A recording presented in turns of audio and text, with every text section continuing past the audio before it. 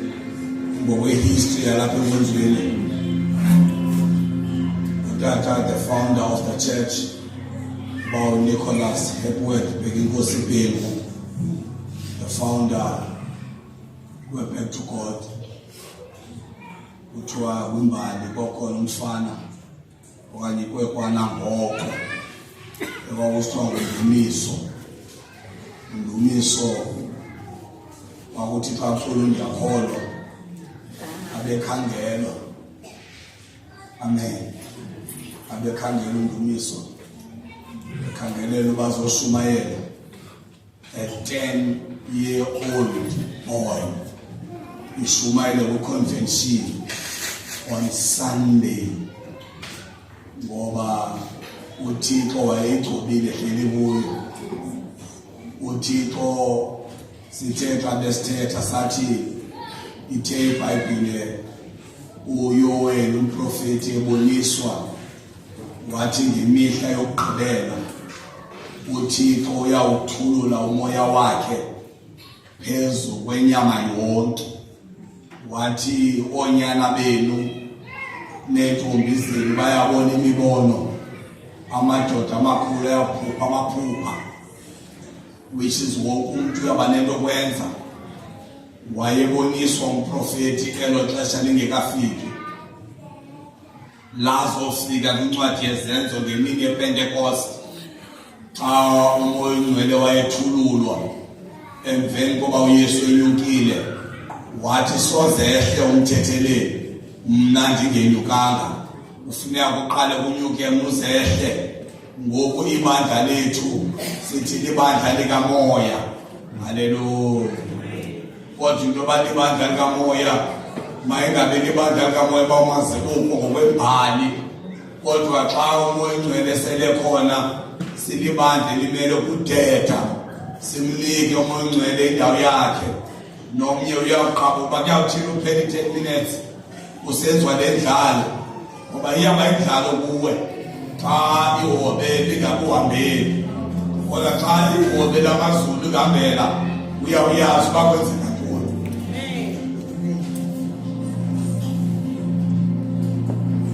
Singobantu wena singothatha abafane balile kodwa ubuya ubona uthatha ngokupha baphethe ijifu netawela njengoba ngaphambili nje babona amadoda manesosula. Amen. Ngoba xa efikile umnikazi wendaba ufikile. Bantwana bam, ngiyathanda niyeva, ngiyathanda niyeva, love you. Xolo niyeva, love you. Sinabona izwi sikonke kodwa yikho into omnandi bazalwane ingathi laa nto ithi kuthina ke ngoko xa suba sihlangene kuthina kukhona izinto elingenekileyo xa abantu bakaThixo behlangene. Ithi ke ngoba ababini bathathu behlangene ngam uthi kuThixo nam ngiyaba ngowenani. Asikho kwisosayetha leyo tatukabi sisenkonzweni. Haleluya. Kuhlangene amalungu omzimba kaKristu. Inhloko nguYesu. Kumele kasihlangene abekho phakathi kwethu. Loo nto imele.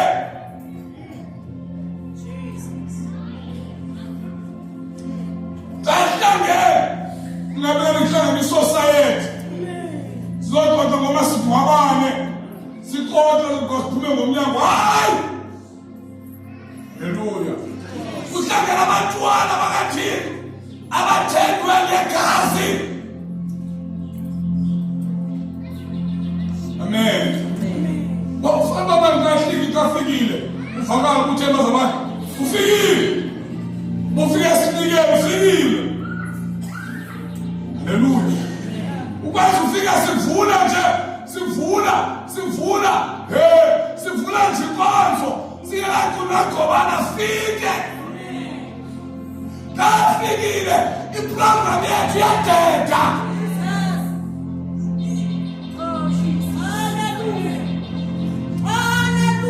Kafikile iprogram yethu enze sithi wabisikhokela kalo size kuye ekho iprogram yethu siyibuyisumva asiyeki kodwa siyibuyisumva sibe sesidedela yena enze umsebenzi wakhe kagqibile sibuyele kwiprogram yethu. Ngoba nayo siyazifuna izaziso, siyafuna umnikelo, siyazifuna into ziqhubekayo zonke siyazidinga zalwana siyazifuna kodwa xa ekho siyadeda neprogram yethu. Sawube singene egruvini mamhlele, sawungena egruvini, sabangifuna ukuthi singene, sizayiqhela. Eyazi inkqubo yethu ifuna uba kwenziwe lemva kwale, beyilemva kwale. Xa ekho mna kwelami ibandla endinikwa ngazisi ngelo xesha, xa ekho iprogram sibele ecaleni. Nizaba used. Oye, bamkoma na uhamba nikufutshane ke walasithini. Asike niye walasithini okonzathi. Selo niqhubeke neprogram kuma yayo bona ke ngoku hayi nansi engakonzwa kaBhexu siyaziyo. Asiyazi lezo lo mfana. Amen. Amen. Remember umnyaka bize umfoka Thembani komulokana ndikuye. Shumayela impostini. Shumayela Thembani. Hayi uThembani uShumayela. Oh no. Shumayela ivekini. Sunday wabeleke. Sunday. Kawa kusasa ngozoka 10. Akumomnye umfana apho phapha. Masibulele phapha. Inkonzo ivule izaba MC. Wathi umasibuye sathandaza. Wathi esavula inkonzo ngomthandazo. yafika ibandla lajoyina kulo mthandazo kaMasibulele, lathandaza lonke ibandla, usavuka inkonzo. Oba wethu semazulwini zangabe satulwa, bathe xa beqala ingathi bayehla uthandaza, unathi inkosikazi yakhe uPhama yahlabele worshiping song. That worshiping song yonakalise ebandleni. Xa konakele ebandleni uPhama yaphuma phansi kwezandla, ngebuya bawela umisa yimi inqwele yafuqa. Ahlengwa Mngumane, inqwele yafuqa yimi. Wavela uPhama woyiseka uPhama, wavela wamnika nje wandithi uPhama. Nami ngenyuka ndema nantoma ayizoba ndimi i-fire extinguisher, ngeke bekusicima mlilo. Nami ndavela ndayithi kuPhama, akathi ndayithi kumshumayeli uThembani, akathi kwanoGqokwane noba wethu semazulu akankulu waphaka mntathemba washumayela wakatha siyadela simnike indawo sibuye le program. Xa igqiba ethandazele sahlala phansi sasona sakhe sicela bezaziso xa ikhuluke basibezazise. Haleluya. Asesithi noko egqiba shumela sibezele ibhengeli siphuma ngomnyaka, hayi yona siyaqhuba neprogram yethu, kodwa xa yekho simnike indawo yakhe. That's why funeka ngasendlini uthandaza uwethu Bathixo ungandendluli, ngoba umazi uzawuthina namhlanje kodwa ukinile baba ngendluli thina.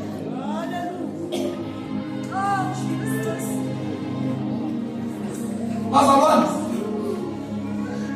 sizawo siyaqala Mnqumeni bethu uyahamba ngomso ekuseni, usisimanje sihambile hleli imithandazo beyiconferenceni, wahamba yena ngomso ekuseni aphuma ngo-6 hleli imithandazo. Siyaxolisa baqaphela abanye ngela xesha bekuzukiswa ebengekho uzukisa ngegazi, waphakama umama ngoba besenethandaza befuna ukuzukise ngezwi legazi, bese simthumile uba makahambe ayothenga eziglasana ngoba bezingekho, so makabaleke kuhlelo. Siyaxolisa kulona prefect zakana phasinika isilota eKlaveli. Siyacela abantu basende sibuko 8 o'clock ngoba benza lento sibonayo manqinqando ngoba abazali bayaqhubeka xa abantu abawo benqando. Siyabona hlobo zam, ngoku xa kuqhubeka bona kunqando bona usende sino-teacher, usende sino-teachers nabo bayaqhubeka ngaphaya. Amen. Nabona hlobo zam, sifuna uba sithi njengoba sizawuqala siqhubekeka sonke. Ndithe ndishumayela apha kwabekeka into ethi kum, ngoba ibintu bithandazelwa ngumoya wam ndingazi uba sawugqobhoza njani, kodwa ndithe ndithandaza kwaye ndithe ndishumayela apha kwavele bebekhona apha nje evekini bayayikhumbula, kwavela kwabekeka umama wethu esinayo ngoku ongoyena umdala owaye kwela xesha likamfuthu uBhengu, unobhala wokuqala wamantombazana. Haleluya. Unobhala wokuqala wamantombi, unobhala wokuqala wabatsha apha e-Assemblies of God Back to God. Amen. Umakhulu wethu osesishiyeke naye ngoku usisinoma wethu. Amen. Umama unokhaya Sondishe. Haleluya. Hayi Mnqumeni simncuma, akangathethi into qha umama uSondishe. Kwabekeka into ethile, masike simbize before sinqabe siye kwinto ezininzi. Umntu kaThixo akaze phaya kwethu noba uthethe ntoni, akazeli igroup, akazeli mama, akazeli sisi, uzele uzothetha noba yintoni na.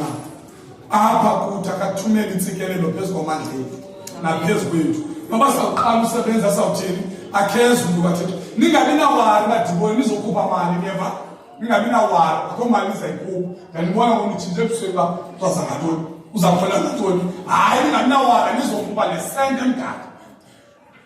Zayilungisa nabantu bam into zakwakhe nolala nojika kwakhe, zayilungisa nabantu bam. Ningabi nawari, ndiyabona uba mlelekiseni kalukumba ngabona ngoku yaqala ukuthi imali ngezi zipika, yaqala ndizotheni zatya abantu bam.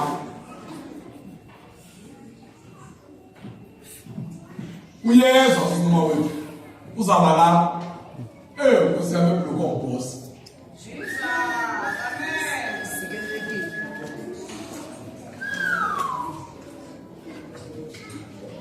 Should be here.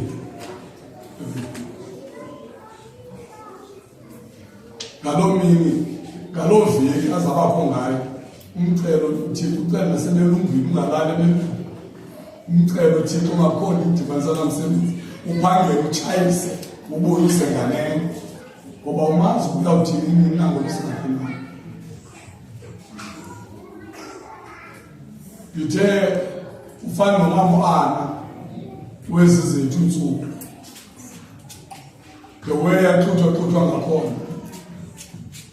kwakhe akupheli mntu uba ngaba nam ndiyangena ngathi ngiyikhe nam ndingena walikhithi nto ufuna ukuxela ukuthi kuyakhonekisa ngayo a-sense of God yaqoba ndi-lost ngilamba ukuthi usayele into ethile uthi ungena ngomnyanga bese kuxela le nto wena izeleyo ungekayithethi le nto wena izeleyo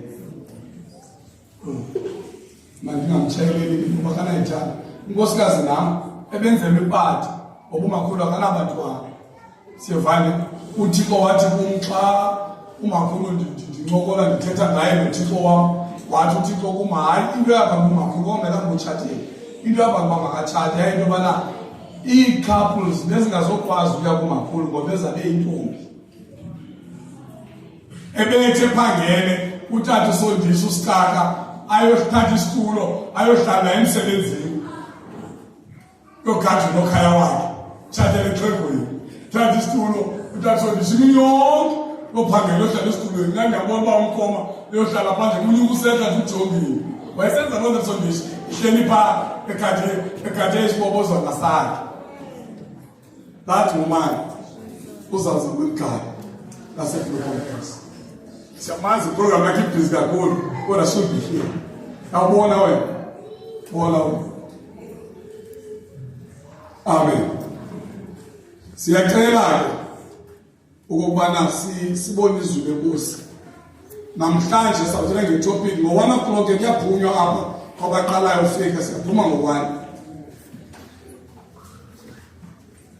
Ndicela abangaba bakhona abantu bamuhleli abadala enibaziyo abangabantu abahleli ezindlini ebebefudula bekhonza bathi ngenxa yemeko ezithile nempilo bahleli ezindlini siyavana bethu nani ndicela babhaliswe phaa kubadikoni siyavana bethu nani noba uphi akona ngabikho se-Eastern Cape ngakhona senzokwalapha around siyavana ebekhonza beBhulukhombosi bathi ngenxa yobudala ngenxa yokukhathazwa impilo engemdalanga omnye bathi ukhathazwa impilo usengumzalwane wethu sicela babhaliswe phaa ukwenzela uba noba yile iSunday noba yiSunday noba uphathe evikini nisizamele nekhona namba zabo sikwazi ungabaqhuli siyobatyisela imithendeleko phayana ezindlini ngenye imini noba umleleki zawuthatha imoto le yam ndileshe uba umleleki sihambe siyotyisela abantu abadala umthendeleko phi ezindlini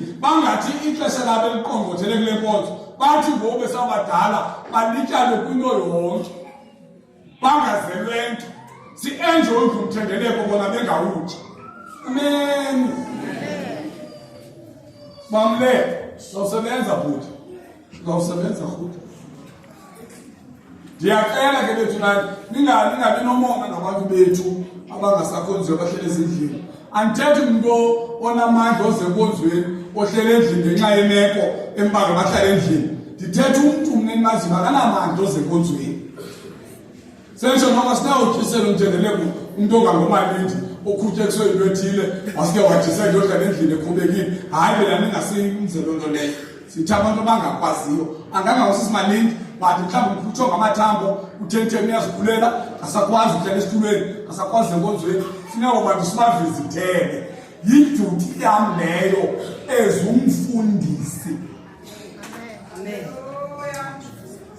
And ndicela ingandihluphi ndiyeke ndizenze iidyuties zam ukuze ngomhla wokugqibela phambi kwenkosi ndingaphendulwe ndibangelwe nini okubana mna ndiyifeyile mandiyithethe nina ningababhalisi ndibabhalisanga nama ndiyaba mandithini na ngoba ndibazi abantu banayo. Sivana hlobo zam amandla egama itsho itopic yethu ithi amandla ntoni? Safunda indawo zibeninzi kodwa ndiyathembisa ngo-1 sabe siyaphuma. Exodus chapter 3 verse 13 and verse 14. Exodus chapter 3. For the sake of abo babhalayo ngicela uzibiza zonke silungisela ababhalayo. Itopic yethu ithi amandla egama. Exodus chapter 3 verse 13 and verse 14. Konke so andibela sifunde lencwadi kaYohane isa John chapter 14 verse 13 and verse 14. John chapter 14 verse 13 and verse 14. Ubangaba kwaba banefone ukhona ongandiyela noba ngophethe iBhayibhile engu-New Living Translation. New Living Translation. uYohane lo yena ngicela ngifundele umuntu u-New Living Translation. Omnye angaba kanti usefonini u-New Living Translation. Ngicela ngifundele noba usefonini uright. Siyavana bekunane kulo Yohane 14 verse 13 and verse 14. Exodus 3 verse 10 verse 14. Yohane 14 verse 10 verse 14. Izenzo 4. Izenzo chapter 4 verse 16 to verse 18. Izenzo chapter 4 verse 16 to verse 18. Siyogqibela ngoYohane chapter 18 verse 4 to verse 6. Yohane chapter 18 verse 4 to verse 6. Mamelani ngehlobo zami njengoba nishumayela nje abanye bazayibamba kwi-recording ningathi maniphinde siyarekhoda basayifaka phayana egrupini loka-WhatsApp webandla intshumayelo yanamhlanje. Siyavana silungisela aba bantu bangakwazanga bakhona bakwazi nakuyifumana. Uthixo uxolo kanisikelele. Masambe ke Zenzo 4 John yam verse 8 16 to 18. Masambe ke sibe sesiya ku-Exodus 3 verse 13 and 14. Let's start. Exodus chapter 3 verse 13 and 14. Ubizo lukaMoses lokuhlambula ama-Israyeli. Verse 13. Wathi uMoses kuThixo, uyabona ukuba ndiyabona ngabaka-Israyeli. Ndithi kubo, uThixo wayihlo undithumile kuni, baze bathi kum, ubani na igama lakhe, ndiyothini na kubo? Wathi uThixo kuMoses, Ndinguye. Wathi uThixo kuMoses, ndinguye endinguye. Bawo izwi lakho sigcina sikelele nje norethe amen. uMoses apha ngendawo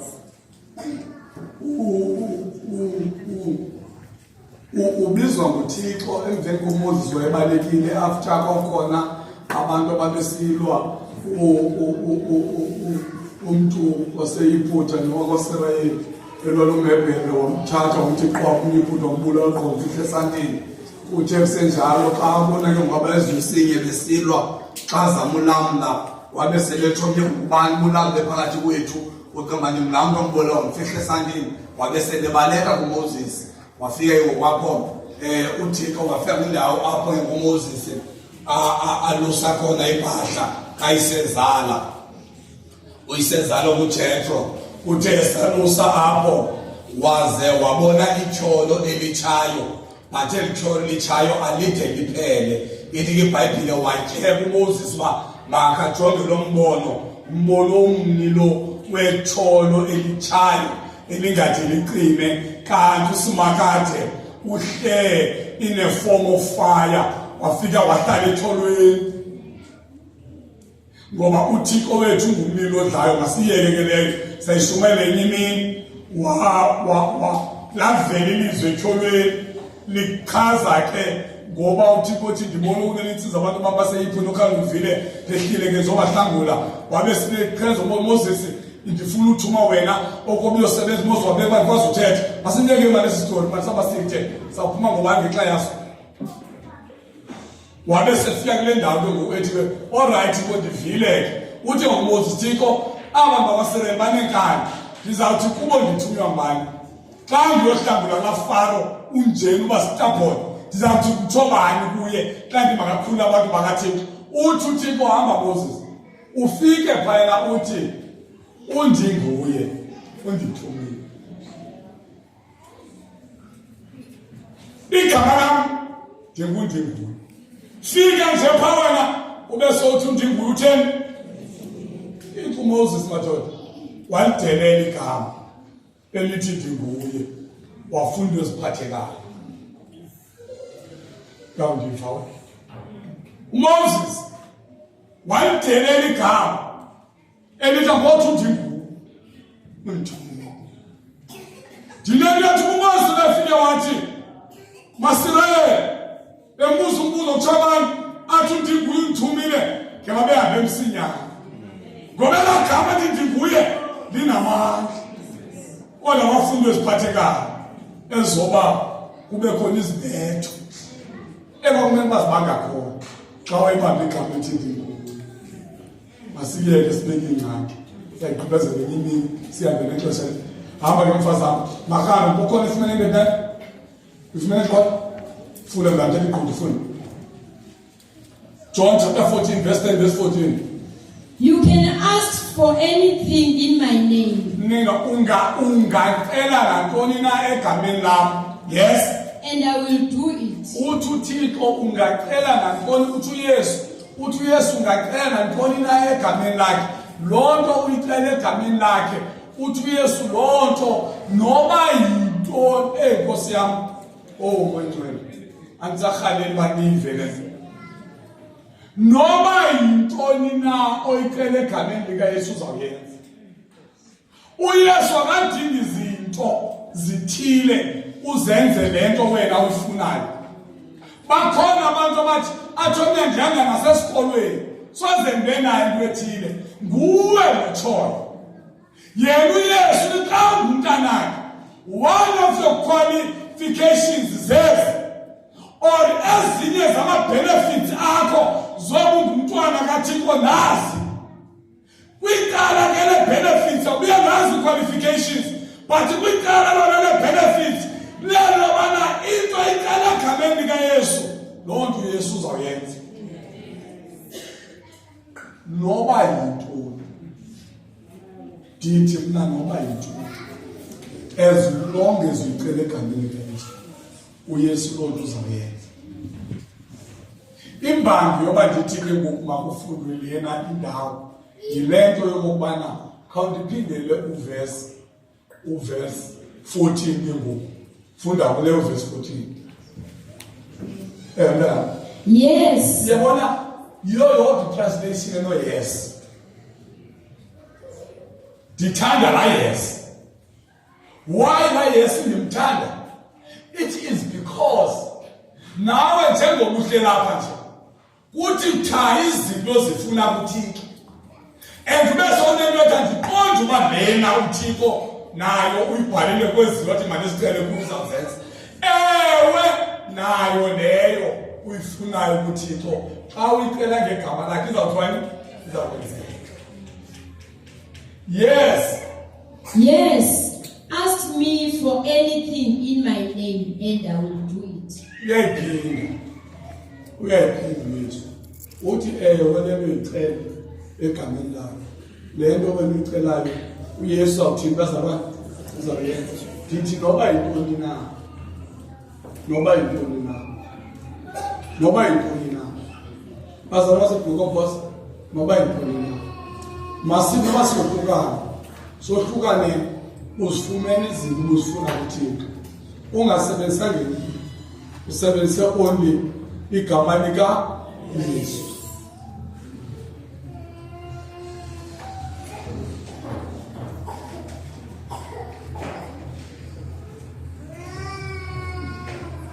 Only igama likaYesu.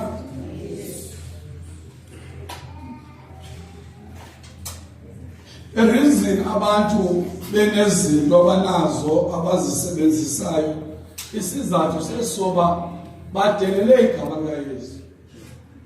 Sebelibona igama likaYesu ngokulingena mali. then abantu ndizozibiza ngamagama uyosetyenziswa ngabantu abantu ngoba nezinto abazisebenzisayo naba bethu basindisiweyo bayachwethwa ngoba balibona igama lesu lingenamandla sentsho aba bahlela aba mnabahlela bayachwethwa banezimedlana zabo bazama uncedisa eli gama ngoba balibona lingenamandla simbona kanti nechika bengalaweki kanti unento ayifake phansi kweshethi ejingayo ayifumene samwe ncedisa igama kaYesu ufuna uba nesidima nesithinzi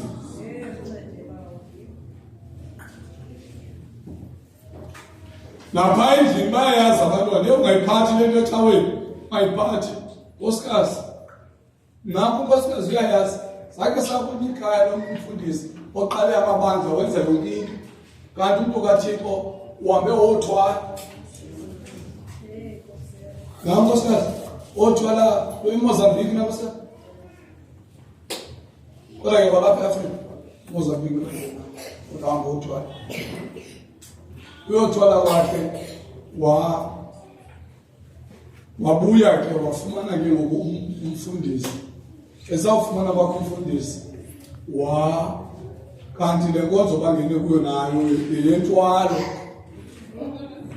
wale bangene kuyo nobethela ngosindiso kodwa kuyathwala kodwa mabaze nenkomo maboboleka imali 15,000 inkomo babe negumbi kwela gumbi labo ungangeni mntu xa bethandaza babingelele kwela gumbi mabaze neentawelo ezintle ezintsha nentontoni kanti babhaptizwa kumoya wentwalo qalo wentwalo ngowecawa ke ngoku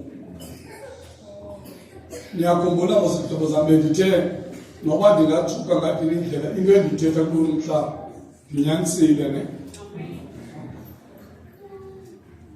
lo mama unezinto ezintle yabantu zinto emilenze nemithathu le uyitheke duru kanjani yevelvet inhle ufakwe pha izinto netawo utata lapha umama lapha ngamazi uba umfo yena ngosehamba nasemagqirheni uzohlambula utata lapha xa sizotshisa ezi zinto zize nalo mfundisi umthwalisileyo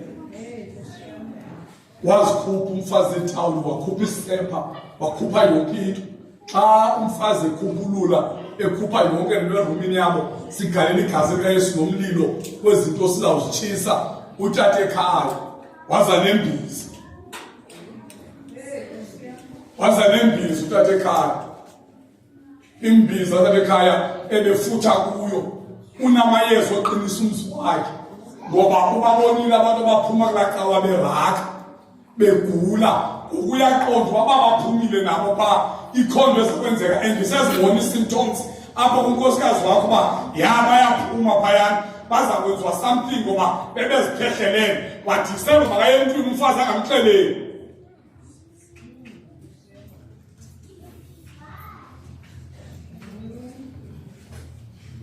ngoba abantu badelele igama kaYesu mna ndiyafika ndibizwa ngabo fowunelwe indlu yabo ingakanani kulu indlu yabo umbhazabhazi ngena kwezibuno nkosikazi ngemva bakhe enye bakho umbhazabhaza oyindlu yanje abangasemva abantu banemali bathi uThixo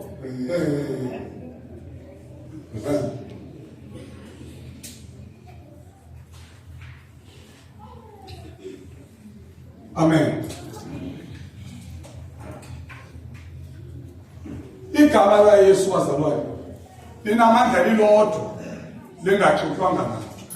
Khawutry nje ukuyeka ezinye izinto ukuye nje ngalo xa ufike ngegama likaYesu ithi ingoma ngalo igama likaYesu sizawuqoqoza ngalo umasango ezulu xa sivulelo ngoba siqoqoza ngegama likaYesu ithi sawufika sibulise ngalo igama likaYesu ngoba liyazwa emazulwini liyazwa nasemhlabeni naphansi komhlaba lazwa nasegwadlana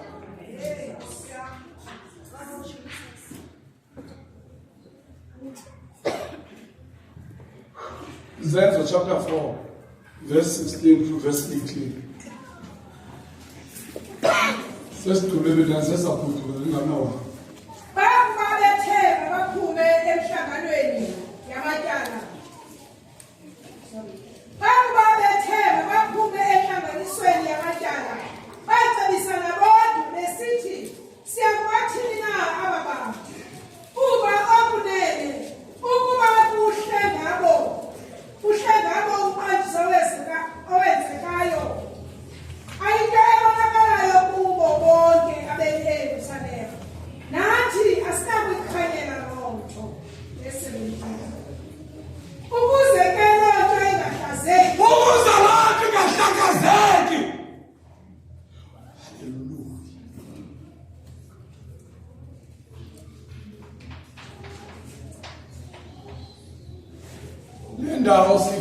Sifunda kwindawo apho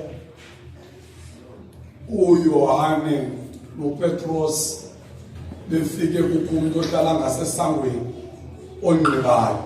Sivana ke nawo lo muntu uyanqiba kuba ngenayo, uyanqiba naxa kwabephumayo, uyakhongozela banikwe into. Nawo afike la madoda amabini. Xa efike la madoda amabini, wabe lo muntu selekhongozela njengesiqhele, umlwelo ongakwazi ukuphakama ohlele phaa ngasesangweni. Xa efika kubo zama ezandla, haleluya, zama ziphethe igama likaYesu.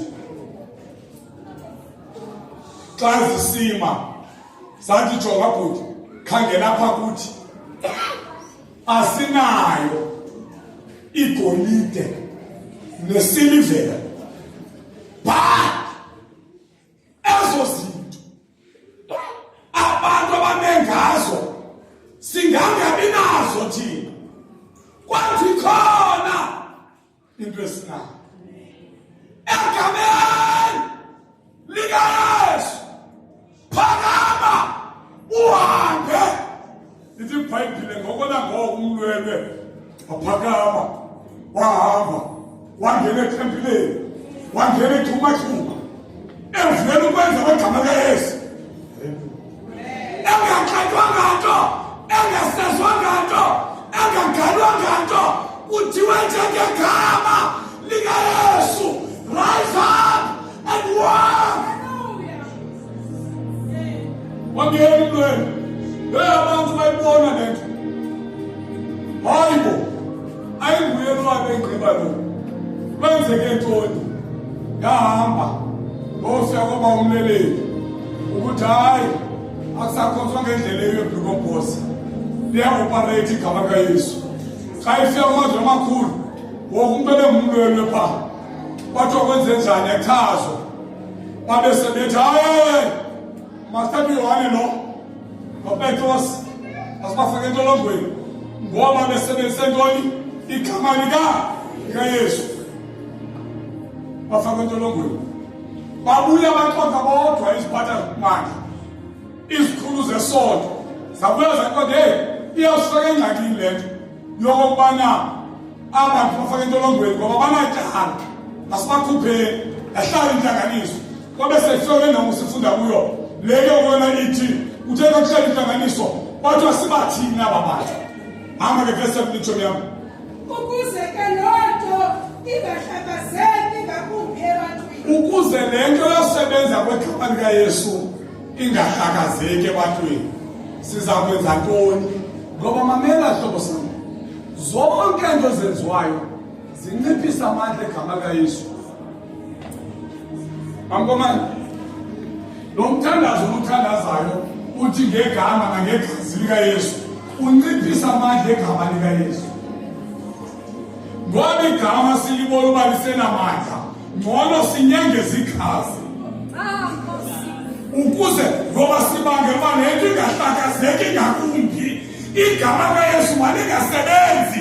Uze lingasebenzi, masithi ngegama nangegazi, ngoba igama lizosebenza ngoba ubethe ipini rongo. Haleluya.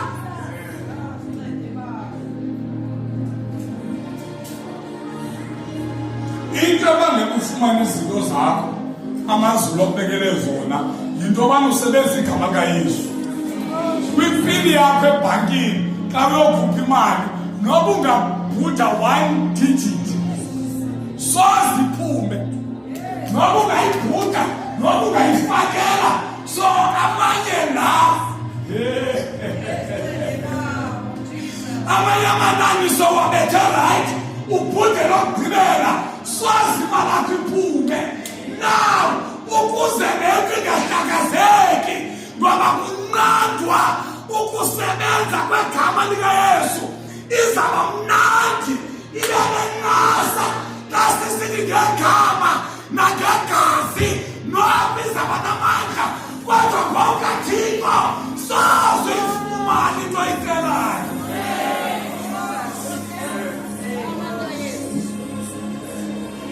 Lento yegama negazi iplane emkhathini njengoba thina silibele kulala yona iplane emkhathini ukuze thina singakwazi ukubhenefitha izinto zethu kuThixo masifake into abayithandayo balithanda igazi likaYesu masithi ngegama nangegazi ukuze baphoswe zinto zabo ibhasophe into enyengeze egameni linamandla igama lilodwa.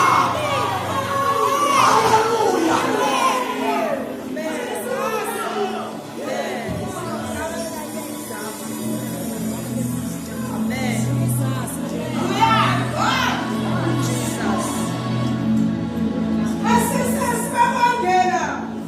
Sesasongela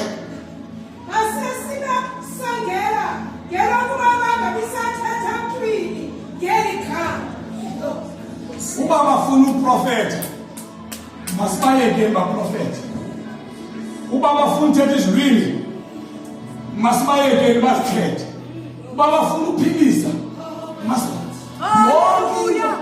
bafuna uqhuba iprogram ebengekaba barayithi masibayeke bayenze yonke into kodwa masibasongele. Haleluya.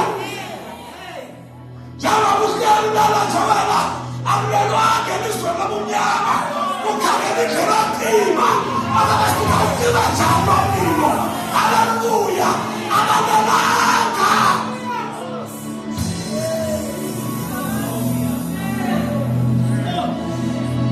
Abalelanga bona kodwa masibasongele ngithi bangaphinde babize igama masibayeke basenze activities of the church masibayeke.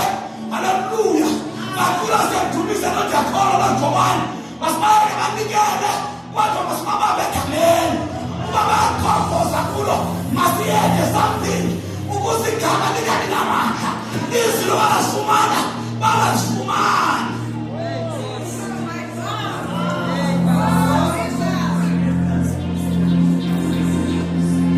Kule 5 minutes shekileyo masana sekuYohane 8 verse 4 to verse 6.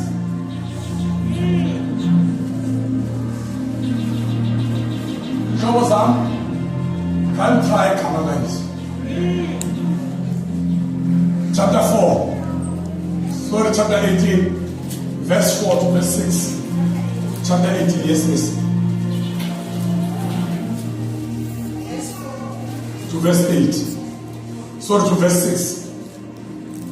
We are on chapter 18 from verse 4 to 6.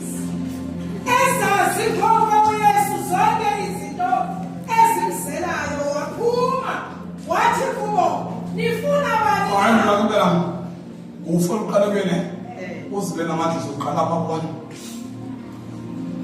Ngenxa yalento ke sinayo bomba abaphansi umsebenzi wethu omkhulu sibona uThixo ngawo.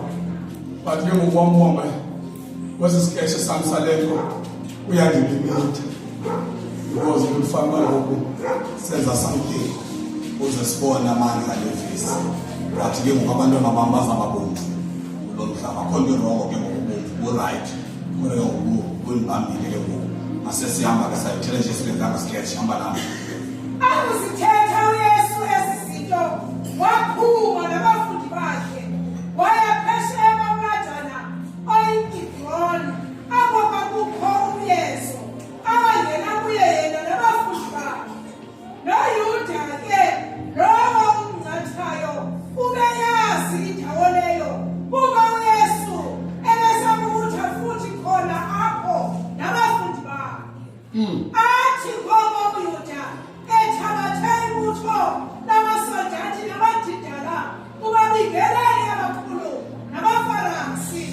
wam esekhona uJudas ozongcatha uYesu wayothatha i-soldiers wothatha i-priests wothatha wonke umuntu waphunywa nezikhali uyobulawa uYesu wahamba nabafundi bakhe uyobulawa uJudas uthegala isifuba uhamba nabantu ethengise ngoYesu hamba nami nangengoma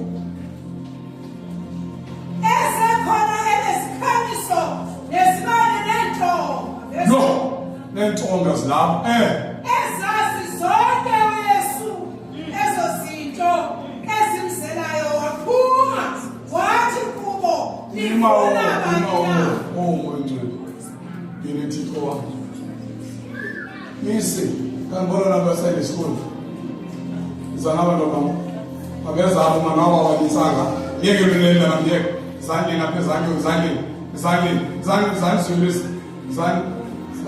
abahleli mabese zanje yeke ulele abantu abamalela abaningi zanje ngathi mabalele kanti bamile umfundisi abantwana bancela bacela umfundisi ba Thixo mawayifake ezibhaleni ngezanje mabeza abantu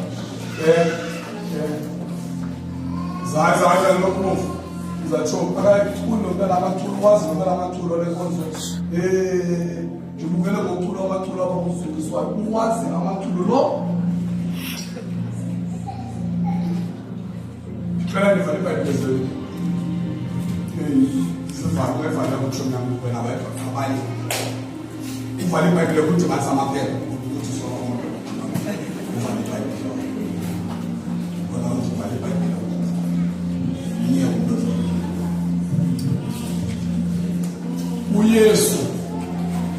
uYesu nabafundi bakhe bekumele bakwindimbali yokwaba ephethe izikhali eza kuYesu ithi iBhayibhile uYesu eyazi wonke lonto leyo ithi iBhayibhile noba ebesesiqwini haleluya ithi iBhayibhile uYesu wavela waphuma esiqwini wamangolo hlobo lejaji lakhe sizobulawa kuzwa kuyo ayazifihla yaphuma esiqwini lathi ligama lilideleleyo ndizawuyuza lona ligama nandisekum ezikhali bantu mnandaza ngegama naniya lasetyenziswa kuDavide ejongene noGoliathi wathi wena Goliathi uza kungetshutha nomkhondo wathi mna ndiza ngegama likaYehova wezindlu zakwaSirayeli igama kuDavide lakhweletyeni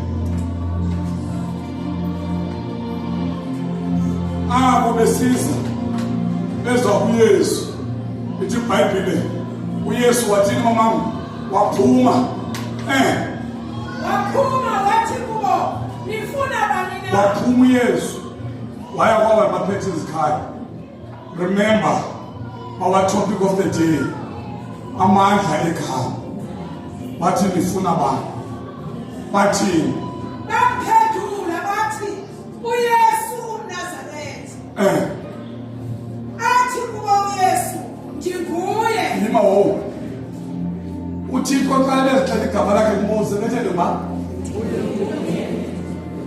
igama lakhe bethe ngubani anithe ndinguye nangu uYesu efaced nee-challenges ezentonga nemikhonto wavela wathi ndinguye wabiza igama in the midst of challenges wabiza igama wathi ndinguye haleluya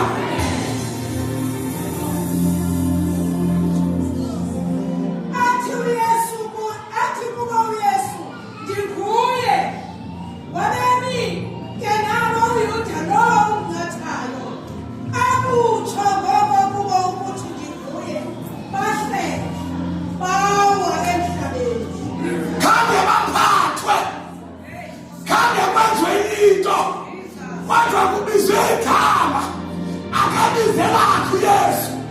Abizi igama lakhe. Igama lithi Ndinguye. Ingxaki lesiphambi kwakhe. Zakuva zakuva. Yiswa igama. Azibiswa kuye. Bathi igama. Look at us. Igama.